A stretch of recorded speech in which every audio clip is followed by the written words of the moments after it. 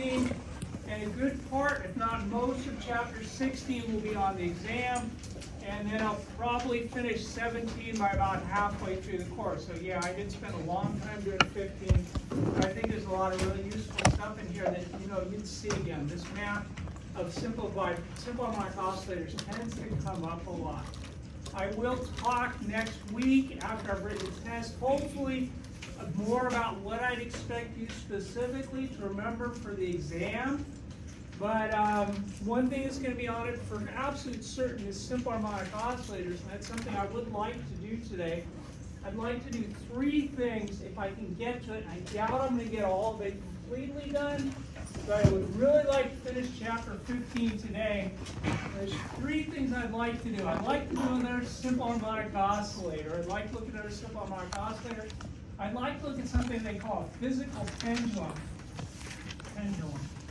Which is actually a pendulum, whatever. That's a simpler way of looking at a simple harmonic oscillator in a simple case. It's nice. And the last thing I'd like to look at is I'd like to look at a damped vibration. Actually, the thing with simple harmonic oscillator is you're going to get it on the first midterm. You're going to get another one on the final for sure. Okay. So when I look at a simple harmonic oscillator, like I said, I say this over and over and over again, but this comes up. It occurs in lots of different places. When you mutilate some sort of force or torque equation and get this sort of a form, the second derivative of some variable or function with respect to t equals minus some sort of constant times that function, you know it's a simple harmonic oscillator. And you know that omega is equal to the square root of whatever c is. Remember, there's 2 nice ways to start this. Is I can start off looking at the forces and say the force equals use Newton's second law, or I can look at the torques. And actually with the problem today, it's probably easier, it is a lot easier to do it using the torques instead. But if I look at the forces on an object and the acceleration, if I look at the torques and the angular acceleration, if it's a simple harmonic oscillator, I can make it look like this from both of those 2 starting points. Now the other way to show something simple harmonic oscillator, which I actually think is usually easier,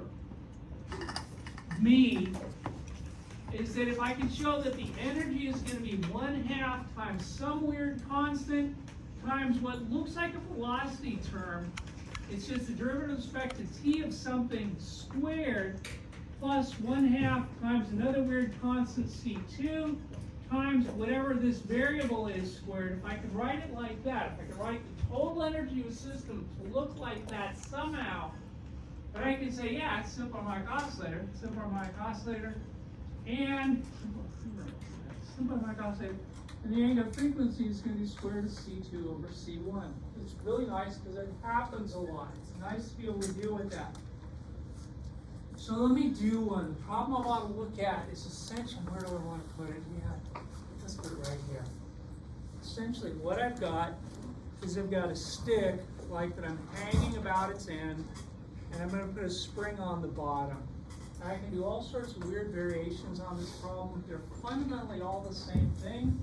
I got a stick like a meter stick, and I put a post through the end so it's pivoting this way. And then I hung a spring on it. Now I'm going to hang a spring on it in such a way that when it's straight up and down, the spring's at equilibrium. I'm just drawing it out here because it's going to be easier to look at the torques when it's bent. But originally, when this thing was hanging straight up and down, the spring was at its equilibrium position. So the spring's been squished a little bit. Okay. The meter stick's going to have some sort of mass. It's going to have some sort of length.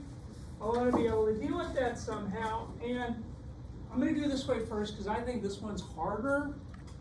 I mean, it doesn't matter. Like I said, I honestly tend to do things in terms of energy. To me, it seems to be easier to do, but this is really kind of up to you. But you're going to see it on this midterm, but you're going to see it on the final exam. There will be one of these problems on both exams. Since it's not going anywhere, I can't really use this very easily. I'm going to do this in terms of torques. So I'm going to say, yeah, I want to look at the torques. I know that if I look at all the torques, that's got to be phi times alpha.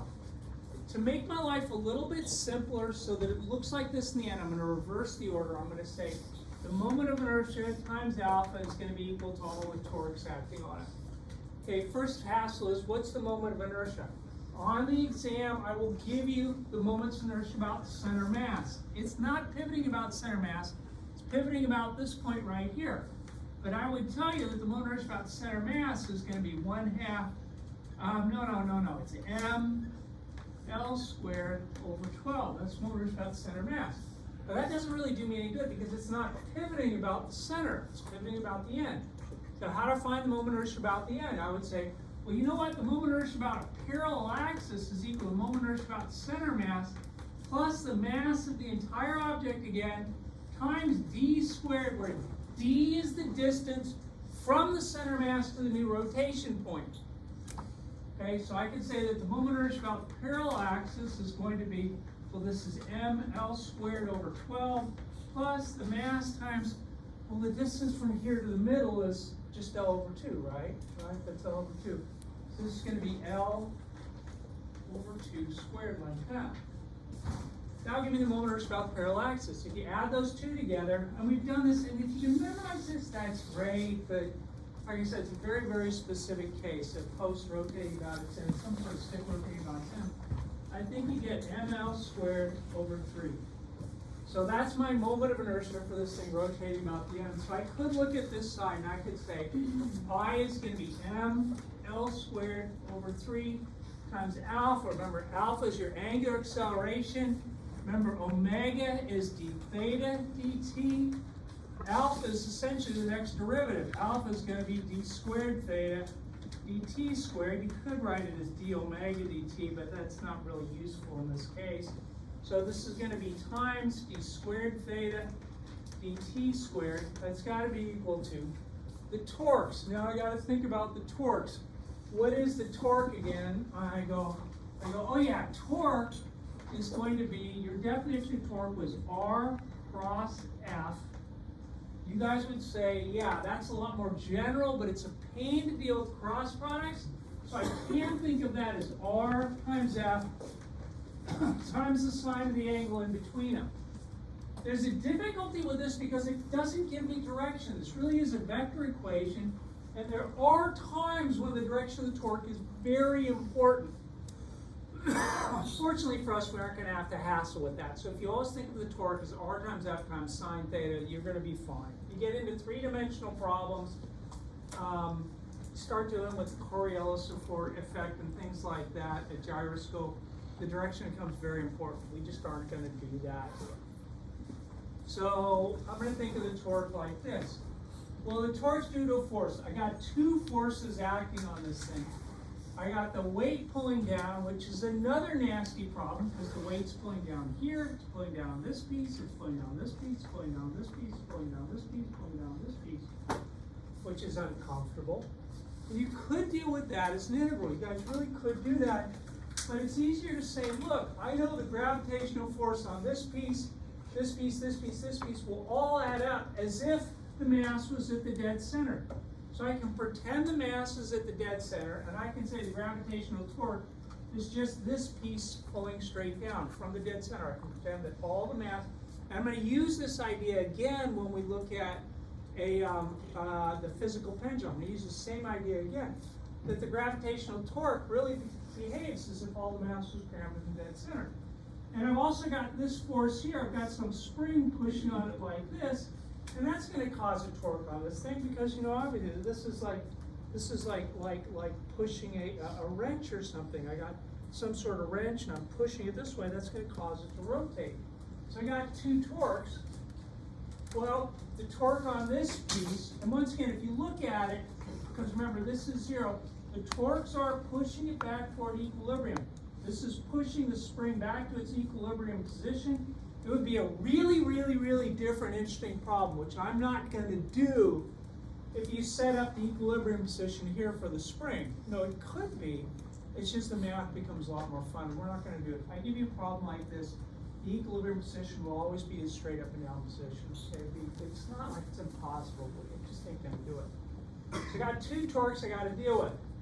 So torque on this piece. Well, torque is going to be R times the force times sine of the angle. For r is the distance from here to here, that's going to be L over 2, times the force pulling down, that's going to be a minus m times g. And like I said, I pretend like all the mass is crammed at the dead center of that thing, so that's force on this thing, times the sine of the angle in between. Well, the nice thing is that, and sorry my drawing's kind of bad, the sine of this angle is the same way, it's going to be the same thing as the sine of this angle. So that's times the sine of theta like that. And then I need the torque due to this piece. Well, that's just going to be r, which in this case is the whole length, L, so that's going to be plus L times the force, which is due to spring, so that's minus k times x, times, and I don't know what x is, but I'm going to leave it like that for just a minute, right? Because the force is just r times f times sine of the angle in between. Now be careful with this first angle. This first angle, this one, when I say the sine of, and let me call it something else. Let me just say sine of phi like that. That's different from this angle. This angle is the angle in between this and this. L points like that. The force points like this. It's really close to 90 degrees. Now once again, if you really start to shake this thing and it moves a lot, I'm not going to get a nice simple harmonic oscillator. But I'm going to say, you know what? This thing shakes back and forth a little bit. The angle between this and this is really close to 90 degrees. This piece right here is going to be really close to 1. So I'm just going to call it 1. That's an approximation. So I'm going to get m L squared over 3 times d squared theta dt squared equals, this is minus LMG over 2. Once again, small angles. I'm going to call that theta. This is going to be minus K times L times X times 1. Okay? And it's like, man, okay, what's X going to be? Well, X is how much the spring was squished or compressed. Once again, it's a fun thing because it's not exactly right, but if you think of this as just a horizontal distance, and it's not, right? As the thing starts to pivot up, there's a y component. But for small angles, I can think of this distance right here. I'm calling this x. I can think of this distance in here. I can say, you know what? The sine of this angle theta is really close to the opposite side of the hypotenuse. That's really close to x over L, where L is the length. So I could say that x is going to be L sine of theta. Okay. And this is it's a fun problem. The thing with the approximations does make this a tough problem. If you get a problem with a bunch of approximations on it, I will say on the test, on that problem, which approximations you may want to use. The fun thing is sometimes you can do these differently. Sometimes I set up the problem because it seems like the way I've been doing them, it seems like every single simple harmonic oscillator is an approximation. They're not. Sometimes I've set up problems where you don't have to make any small angle approximations. I don't know what I'm going to do. I gotta look at that a little bit. The thing is that x in this case is really close to L sine theta. So I get m L squared over 3 times d squared theta dt squared equals, this is going to be minus LMG over 2 times theta minus, this is k times L times x, times L times the sine of theta, which once again, I'm just going to approximate sine theta as theta like that. If I rearrange this thing, I can, combine these two, write this on this side as minus, in parentheses, LMG over 2 plus k times L squared times theta. I was just collecting these and factoring out the theta. And if I divide by this piece, I get d squared theta dt squared. And you would say, yeah, it's an ugly result, but I got a second derivative with respect to time of my variable equals minus, the minus sign is important because it's got to be restored force, some sort of ugly looking constant times the variable again. And in this case I would say, yep, it is a simple harmonic oscillator. and omega, and I can simplify this, but I just want to leave it, I could cancel an L out, obviously, but I'm just going to leave it like this because it looks better. This is going to be L mg over 2 plus k times L squared over m L squared over 3. That would be my angular frequency. Okay, so I showed it was a simple harmonic oscillator. And I wouldn't have done it this way. To me, and once again, it really does vary depending on the problem. But generally speaking, where I do these things, and it's totally up to you, I shouldn't be advising you one way or another. I always say, let me do energy because it's easier. To me, it's going to be easier. So let me look at the energy. And I should get the same result unless I screw up somewhere, which isn't all that unlikely. I like doing the energy thing. To me, I would say, well, the energy in this thing, if I look at this thing, you know, what types of energy are there? Well, there's, it's moving, it's swinging back and forth, but it's not going anywhere. So there's no linear kinetic energy, there's just rotational kinetic energy. So you get rotational kinetic energy. The height is changing, right? Because, I mean, it's swinging up. I mean, I'm exaggerating drastically, but the center of mass is going up and down like that. So there's going to be some gravitational potential energy in there. And pretty obviously there's a spring, so there's going to be some energy stored in the spring in it. Yeah? Why are we able to ignore the linear kinetic energy? Well, because you really could do it that way. To say you really could think of this piece of the stick is moving and this piece of the stick is moving and that really works. But when you have something where the object's really not going anywhere, it's essentially rotating about a point, it's much easier, much easier just to look at the rotational kinetic energy about that point. But what you're saying would work. If you just wanted to think of this as a linear kinetic energy of a bunch of different points of this thing, and if you found, and it's not too hard to do it, you would get the same answer. But if you found a function for the linear kinetic energy for this little spot right here, and added them all up through an integral, you get the exact same term. But it's just easier when something's rotating about a fixed point to really say, it's always mathematically easier to deal with it just as a rotational kinetic energy. But it would work. I mean, it's a good thing to ask because it would work. I'm not going to do it, just take too long. So you got rotational kinetic energy. So what are those things? You'd say, well, that's going to be 1/2 times the moment of inertia times the angular speed squared, plus this is going to be m times g times h, which, yeah, that's always the bad part. Plus the energy stored in the spring is 1/2 k times, well, that's x squared. Okay, right, those are those. You guys remember that stuff from 141. You all got that. So you would say, well, what's the moment of inertia? We already figured out, we already did the moment of inertia. We calculated the moment of inertia about this point right here. This is going to be 1/2 times, this is ml squared over 3. That's this part. Times omega, which is d theta dt squared. So that's kind of starting to look like that. It's going to start to look like that. And then I get m, which is just the mass, g is just a constant g.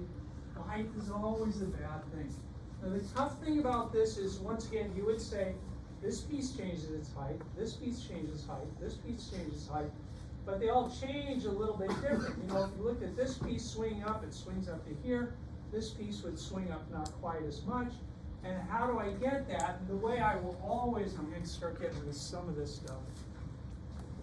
The way I would always look at something going up and down in terms of an arc, and like I said, since I'm just looking at the gravitational, you know, the gravitational potential energy, I really only have to worry about the center mass. I would say when it's all the way straight down, where the center mass is right down here at L over 2. When this swings up, and I'm drastically exaggerating just so it's easy to see, swing up to some angle like this, okay, the center mass is up here. Center mass is up here somewhere. How far did it swing up? You know, what's this height going to be? I would say, well, if I know this much, and if I can subtract off this piece, I'll know what this is, because this thing minus this piece has got to be this. So I'd say, you know, if I know what this angle is, I can look at this piece right here, and I can say, well, the sine of theta is going to be the opposite side, no, cosine, you want to do cosine, do cosine. Cosine is the adjacent side, let me call that y, divided by the hypotenuse, which is L over 2. So y is going to be L over 2 times cosine of theta. So that means this piece right here, h is going to be equal to L over 2, that's this much, minus that piece, which is L over 2 times cosine of theta. I'm going to factor out the L over 2. So I get the height is going to be L over 2 times 1 minus the cosine of theta, which is a fun approximation. Not bad. We did it. You'll see it. The last piece looks very, very similar to something we did in the last part of the problem. In the last half of this problem, you say it's 1/2 times k times x, and in this case, x is going to be, well, this distance from here to here, and you'd say, oh yeah, when we did that before, that was really just L sine theta. So this is L sine theta squared. Okay. L sine theta, you'd say, well, sine theta for small angles is really close to theta, and just leave it like that, yeah? Why do we have to find the height from the center? Can we find it from like the bottom of? You could, but like, remember, for the gravitational potential energy, I gotta find the gravitational potential energy of everything. So this piece goes up a little bit, this piece goes up a little bit, this piece goes up a little bit. So if you really wanted to do it directly, you'd find a gravitational potential energy for this well-defined function, just integrate from here to here. But I'm saying the nice thing about the gravitational potential energy is that if I look at the change in what the center of mass does, that's really the total effect. So I don't have to add up all those pieces. But you know, this doesn't move up much, this moves up a lot. They average out to it as if all the mass was right in the very center. Is that okay? Okay. So that's why that's an L over 2 right here, like this. Okay, I gotta make two approximations. First one's simple. You'd say, oh yeah, sine theta for small angles, that's really the same thing as theta. That's an easy one. This one's a little bit ugly. I did this, but I just want to look at it again really quick. I'll give you, on the test it will say, I think, I can't remember what I do all the time, but 1 minus cosine theta for small angles is really close to theta squared over 2, which looks weird. But the whole idea is that if I do an expansion for cosine theta, this is really 1 minus, this is 1 minus theta squared over 2 factorial plus theta to the 4th over 4 factorial minus theta to the 6th over 6 factorial. Well, this is really just my Taylor expansion for the cosine theta plus dot, dot, dot. And then I'm going to say, you know what, the angles are so small, this is tiny, this is so tiny, I can just ignore all this stuff down here. And if I look at this minus this, well, 1 minus 1 is 0, that's gone. Minus a minus becomes plus theta squared over 2. Okay? So I can write this as 1/2 times ml squared over 3 times d theta dt squared plus this is mgl over 2 times this is theta squared over 2 plus 1/2 times k times l squared times theta squared.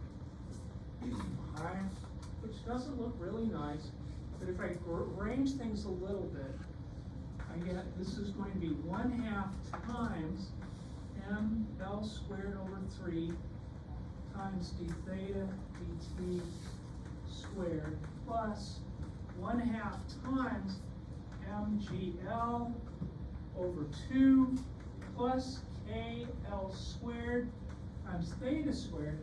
And then you would say, oh yeah, this looks like this thing. I mean, my C1 and my C2 are really kind of weird, but I would say that, yeah, it's a simple harmonic oscillator because I've got it written in this form, and I can say that omega is equal to C2, which is this thing, that's mgl over 2 plus kl squared divided by C, which is this piece, times ml squared over 3 square root. That should be my angular speed, and that should be the same thing as that one, unless I screwed up somewhere, mgl over 2. Yeah, it's the same thing. I could have canceled the L's out, like I said, I just want to read it like this, and that's fine. You, like, haven't written the test, but yeah, you're gonna see some sort of variation of this sort of problem on the first midterm. And I haven't written final, but I always put one on final. I always put one on final, yeah? Would you recommend doing it the energy way versus the torque? Personally, I always do it the energy way. I always think it's easier. I'll tell you why it's a tough thing for people. This thing right here, the height is always a bad thing for people to get. Otherwise I would say, yeah, this is much easier. People, and I know this almost sounds insulting, but finding the height correctly in energy problems is always where people have a difficult time with it. That's always going to be a difficult time. Yeah? Anytime you prove simple harmonic oscillation, you also solve for angular velocity. Is that part of proving that it's simple harmonic motion? Well, I mean, once I get it into this form, I know it's simple harmonic oscillation. Okay. But the next question would be is what is the angular Okay. speed going to be? Okay. God dang it. Oh, I'm sorry, it just takes on. Let me look at the next one really quick. The next thing is basically a real simple way. Now this problem was a pain in the neck because I had this extra spring in here. Without the spring, it's actually a really simple problem. It's really a physical pendulum. I could take any object, put a hole through it somewhere, and have it swing back and forth, and it's a physical pendulum. So for example, I could have something like this, some sort of weird shape like that. If I drill a hole through it right here, put it on a post, and I go of it, it'll swing back and forth. Okay? Well, why does it swing back and forth? Well, it swings back and forth because gravity's pulling on it. Like I said, this whole thing with the physical pendulum, you got to be careful. If there's any other sorts of forces, it doesn't work. It's only if you're dealing with something just affected by gravity you can talk about a physical pendulum.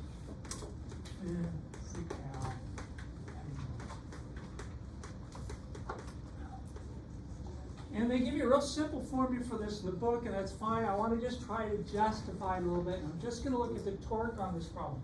There's a center mass down here somewhere. That's the position of the center mass. Remember, for the torque on this, I can pretend if all the mass is centered right here. If I know where the center mass is, and I want to look at the gravitational torque, I just treat as if all the mass was crammed at the dead center. So I could say the torque has got to be equal to, well, this is pulling it down into equilibrium. Let me call this distance d. That's going to be d, the distance from my rotation point where the center mass is. So that's going to be d times mg. It's actually, and it's pulling downwards, so that's a -1. -1 dmg times the sine of the angle in between them. That'll be the torque. The torque I know is I times alpha. That's got to be minus dmg times, once again, make a small angle approximation. And I can say that alpha, which is d squared theta dt squared, is equal to minus dmg over I times theta. And that's all there is in a physical pendulum. What they'll say is in the case of a physical pendulum, they will say that omega is equal to the square root of dmg divided by the moment of inertia. So I want to do one simple one because I want to do something that's a lot more fun and I ain't going to get it finished. Let me look at a hoop. I brought it in a hoop. I'm going to tell you that the moment of inertia for a hoop about its edge is going to be 3/2 mr squared. And I got a hoop here, and I got the mass of the hoop, which I don't think you need, is 0.5 kilograms. I got the radius of the hoop is going to be 0.07 meters. If I hang this hoop about something like this, if I hang this hoop like this, it's going to shake back and forth about that point. It's going to shake back and forth like that. What's the period of the vibration? What's the period going to be? And you would say, well, I can find the angular frequency really quick. But I didn't give you D. Well, what is D going to be? What is D going to be? That sounds so I have something like this. Here's my hoop. It's pivoting back and forth. So, you know, this is like when I'm at this point right here somewhere, and I know it's going to swing back. You would say I got a real hassle because I got all this mass, but remember, I can treat the center mass as being right in the center. That's going to be my weight pulling down. I can say omega is going to be equal to the square root of d. Well, the distance from here to here to the center, that's just the radius. So it's going to be 0.07 meters times the mass, which is 0.5 kilograms, times g, which is 9.8 meters per second squared, divided by the moment of inertia, which is going to be 3/2 times the mass, which is 0.5 kilograms, times 0.07 meters squared. And I can figure out what the angular frequency is, okay? I'm kind of rushing through this. I can never remember. The physical pendulum is a real nice shortcut to doing simple problems where the only force acting on something is gravity. The stuff I did before always works. This is a nice shortcut in some cases. I don't spend too much time on it because it's not that general, but it does come up a lot. It's in the book. But it's like the chances of me testing you on this idea, you don't need it. You can do everything in these problems the other way. The other way is a little bit more roundabout. This is kind of a plug-in method for finding this thing. I could find the angular frequency is going to be, a lot of stuff cancels, doesn't it? One of these happens to cancel out that. The mass happens to cancel out nicely. In this case, I think you get this as 9.8 divided by 3 times 2 divided by 0.07 equals square root. You get something like, I don't know if I'm typing this out right, you get like 9.67 radians per second. Radians, is that what it types out to be? And once you get the angular speed, you can figure out, you know, if they ask you what the period or what the frequency is, you could say, well, the period is going to be 2 pi divided by the angular speed. The frequency is going to be equal to the angular speed divided by 2 pi. You can do it that way. Once you get the angular speed, you're done with these problems. I don't want to do anything more with this because it's just not a real neat problem. But a neat problem, the last thing I said I want to do is I want to look at the damped vibration. And everything we've done so far, we've kind of assumed that things would just shake back and forth eventually. They just shake back and forth like that. But you guys know that all shaking eventually comes to a stop. Most of the time. Everything you see on Earth, as long as you aren't looking at atoms, things stop shaking. How do I deal with that? I want to look at a very, very simple case, although I could extend this to a lot of different things. It's actually very general.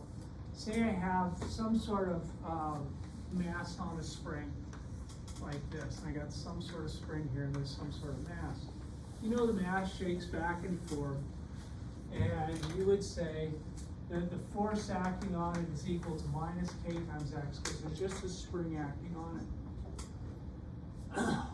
But if I took something like, say I put sandpaper on this, or just made it a little bit rough or something, you know that it would eventually slow down and come to a stop. So there's got to be some sort of pull on it when it's moving, right? Because the sandpaper, if it was just sitting there, the sandpaper wouldn't have any effect on it. But if it's shaking back and forth, if it's moving, it would have to have some sort of force. So there's going to be some sort of drag force. So like, let me call it F due to the drag, something like that, some sort of drag force. How you define the drag force is really kind of fun. Now, sometimes it just depends on pretty much on the velocity. So sometimes your drag force is going to be proportional to the velocity. If you get into higher speeds, like with a car, the wind resistance effect on a car tends to work more towards this, when you get up to like freeway speeds. You know, that's why actually, you know, when you're if you still drive a car, a gas-burning car, you know that the efficiency of the engine actually goes up as you get to like 60, 70, 80, 90 miles an hour. But the problem is that the wind resistance becomes drastically greater, so you lose that efficiency. Because what happens is, as you start to get into high speeds, this drag force becomes so significant that it kind of takes away that advantage of a more efficient engine. And then, you know, if you get into people who in the aeronautics will deal with this, it might depend on velocity cubed or even higher. And actually, generally speaking, it's usually a big, ugly function. What we do is we pretend, I just want to look at a simple case. Say I had some sort of block on a spring, and even like, say it was like a really pretty well, even like that thing I had before, it shake back and forth, and eventually it'd come to a stop. So there's some sort of drag, whether it's friction in the wheels, whether the block is rubbing on the surface. I'm going to say that the drag force is going to be proportional to the velocity, because the math is nice to deal with. Now the squared problem isn't too bad. You wind up with inverse hyperbolic tangents, which isn't too bad, but it's a little bit more than this thing. I'd rather just look at a linear damping force. So my damping force, I'm going to say it's some sort of constant. They almost invariably use B times the velocity. Okay.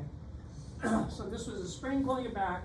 This is the fact that no matter which way it's going, the floor is rubbing against it and slowing it down. The force is going to be m d squared x dt squared d. I am just doing this in the x direction, but you'll see the answer makes sense to you. I could do this problem vertically. I could say I got a tube of like Jello or something like that, and I put some sort of mass into this Jello. You know, I got all this Jello inside it, and the mass would come to a stop pretty quick in some sort of thing, or syrup or something like that, and come to a stop fairly quickly. I can damp that sort of an oscillation. So I could do this up and down. I'm just going to do it in terms of x. Again, this is going to be equal to minus k times x minus b times, oh yeah, the velocity is dx dt. If I pull everything onto one side and rearrange it, I get m d squared x dt squared plus b times dx dt plus k times x equals 0. It's a second order differential equation, but it's a really, really nice one. It's a second order homogeneous linear differential equation with constant coefficients. This comes up surprisingly often. You can model a lot of stuff like this. I'm not going to waste your time talking about it, but it does come up. It's a nice thing to be able to deal with. And as most differential equations can be a total nightmare to solve, this one isn't. I can say that I know the solution is going to have a specific solution form of x equals some amplitude times e to the r times t. I know that will be a solution for this equation. So I say, well, what is dx dt? Dx dt, if I take the derivative with respect to t, I'm going to get r times a e to the rt. If I take the second derivative, d squared x dt squared, you know, essentially another r is going to come out. I get r squared times a e to the rt.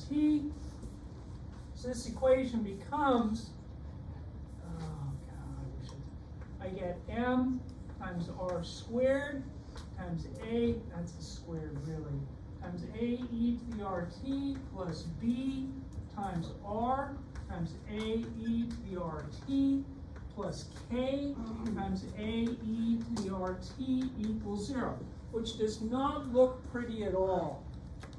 But I'm going to divide out the a's to the rt's. And what I get is I get this equation. I get m times r squared plus b times r plus k equals 0. You'd say that's a quadratic equation. It's really easy for me to solve for what the r is supposed to be in this equation, okay? So that's really not a bad thing to do. The results are a little bit interesting, and I'll do what I can today, but I wind up doing some more of this on Wednesday, which I'm really sorry about that. I really wanted to get this done on Friday, but you can have you guys know using the quadratic formula, if you'd solve this, you'd say r could be minus b plus or minus the square root of b squared minus 4 times a times c, right, your quadratic formula, a whole thing divided by 2 times m. Which means that my solution to this equation, my solution is going to be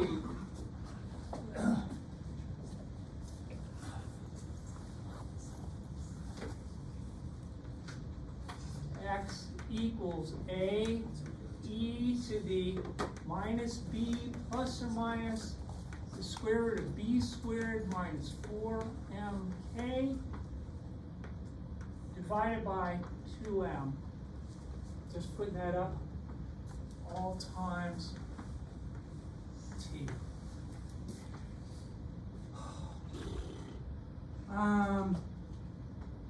You would say there's a little bit of a problem with that because you really have three different cases. You do have three different cases because you're worried about the discriminant of this thing. You'd say what happens if b squared minus 4mk is greater than 0? What happens if b squared minus 4mk equals 0? What happens if b squared minus 4mk is less than 0? This one is called the overdamped situation. It's called overdamped. Okay. Overdamped essentially means since this is a real number and this is a real number, I'm not going to specifically worry, because if you want to get the exact numbers, you just put numbers into it. But essentially, in the case where you get overdamped, essentially you're looking at this function. X is equal to a e to the minus something called z times t. And you would say, well, yeah, that's just an exponential decay. That's going to be some sort of thing that I start off at some amplitude and just drops off slowly, slowly, slowly to 0. That's overdamped, okay? This one is called critically damped. This is where it just barely, and this is the interesting thing about this one. It seems like it's a real specific case, but when they try to adjust the shocks in your car, this is what they're going for. Because they want the amplitude to drop to 0 as quick as possible, but you don't want your car to shake up and down. So this is the case, like I said, they call this critically damped.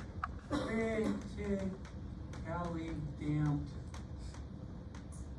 Critically damped, it looks very similar to this thing, but critically damped would be it drops down to 0 as quick as possible. Critically damped is a situation where if it was any less damp, it would actually shake back and forth.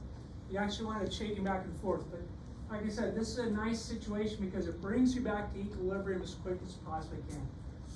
I don't really worry. These aren't really all that useful. I mean, yeah, you can. The one I want to look at is I want to look at this one. They call this thing underdamped. And underdamped is the one you expect to see. This is the one where it shakes back and forth and then dies off after time, the amplitude. This is the one you're kind of used to seeing. This is the kind of thing where it starts off here, and if this is equilibrium, it goes down and then back and then down and back. It eventually drops, the amplitude's dropping the whole time, but it is shaking back and forth, so it shakes up and down. Like I said, if the shocks are shot on your car, this is what the springs do on your car. Is you'll just bounce up and down until you eventually stop bouncing, or hopefully don't hit anything else. So that's the one I want to look at. This is a fun one. I'll be able to talk about this a little bit. In the case of an underdamped vibration, okay, in case of an underdamped vibration, you guys would say, man, I got a negative inside the radical, right? Got a negative, and you would say, because you've done this in algebra, you can factor a -1 out of the radical as, you know, that I, that imaginary number I. So I could write, in the case of, and this is underdamped. Underdamped is the one that shakes. Underdamped, I could say that the vibration, like I said, I did this in terms of X. You do this in terms of Y, something shaking up and down as it damps off. That's kind of what I wrote on there. This would be, I start with some sort of an amplitude times e to the minus b over 2m. Now I'm going to split them up just so that I get a, it's just easier to look at it this way because I can break up this radical. This is times e to the minus I times the square root of, and I'm going to take this 2m inside there. I think it's going to be k over m minus b squared over 4m squared. And that's really just this part. I just broke that exponent into two pieces like that. Like I said, the I comes out because if I factor out a -1, I kind of reverse the direction on this thing. And that's really ugly, because it looks like I got a real part and I got an imaginary part. But remember, the imaginary part can be useful a lot of times. Matter of fact, when you guys had this in your E&M class, you probably saw that the imaginary part of the solution has a very significant part of the answer. But I want to talk about something else first. Yeah. You guys have all heard of, and I always say this wrong, so I want to make sure I say this right. This is called Euler's formula, or Euler's formula. I'll say Euler. I didn't spell that right. Yeah, Euler's formula. Once again, it's something you probably saw in your pre-calculus class. You'd say that e to the I theta is equal to the cosine of theta, a real part, plus an imaginary part, I times the sine of theta. So I'm going to use that, and I'm going to write this a little bit differently. I'm going to say this x is equal to a e to the minus b over 2m. I'm going to say this now because I'm not going to have time to get through the whole thing. I'll talk about this again. This is really my amplitude function. This describes the amplitude of the vibration. This part's going to describe the shape. I get the cosine of, this is going to be the square root of k over m minus b squared over 4m squared times t. There should have been a t here, and there should have been a t here, sorry. Plus I, imaginary I, times the sine of the square root of k over m minus b squared over 4m squared times t. Okay. The imaginary part of this doesn't physically, it has something to do with something else, but as far as the physical height of the vibration, this imaginary part doesn't get into it all. It doesn't describe anything physically real about the size of vibration. So what I'm going to do, since I'm just worried about the amplitude of the vibration at that point, I'm just going to drop that. And I'm going to say that the position is going to be some maximum amplitude that drops off over time, be over 2m times t times the cosine of the square root of k over m minus b squared over 4m squared. I would not expect you to memorize this. I have done stuff with this on usually the final exam, because it's usually a little bit more involved type of problem. But basically, this is describing the amplitude. You guys, that's the exponential decreasing function. This describes the shape, right? This is going to give me my shape. This thing, if you looked at it, and I drew it like this before, if you think about it, starts off with some amplitude. The amplitude's dropping off over time. This piece right here is going to be a e to the minus, that's b over 2m times t. And the shake in here, the shake back and forth, is going to have this angular frequency. This angular frequency for the shake, okay? Because really I can think of this cosine omega times t. This is really just some sort of constant that gives you that shake back and forth. If I do something, dang it, I don't have time to do it here. I'll do a little bit more with this next time. I'd love to do more with this. I don't have time. I gotta get started with 16.